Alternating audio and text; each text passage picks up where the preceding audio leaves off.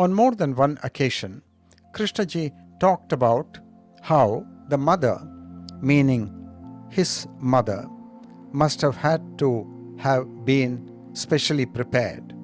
He talked in much more detail about how this document that the Pandit had found referred very specifically to him, as though the Pandit had physical proof that it unquestionably spoke of Krishnaji, and that because this document was more than 1,000 years old, it meant that that brain had been prepared for more than 1,000 years.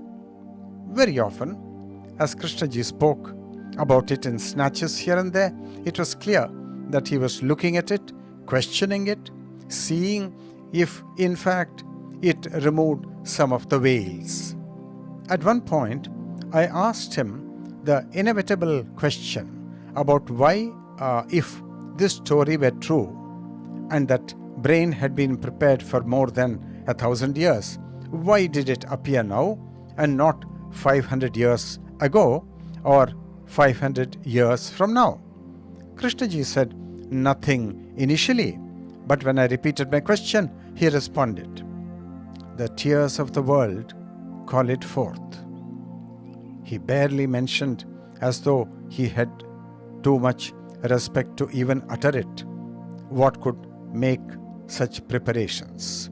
At one point he said to me, "I am the world teacher," and there was no doubt or equivocation in his voice. To me, he was just stating the obvious, so I didn't remark on it very much, but luckily Mary was there and heard it as well, and she later commented just how unusual it was for him to have said such a thing. As I reflected on it, I could see that it was in fact a very unusual admission. This entire subject was too far beyond anything I could comprehend, so I just listened, mostly eager for Krishnaji to keep talking about it. I didn't want to ask questions, as I knew how easy it was to make fantasies and therefore untruths of all this.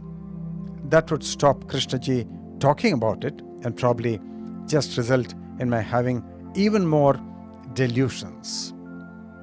So I end recapturing of what Scott Forbes had written, and this ends on page 40 of the said work, Krishnamurti preparing to leave.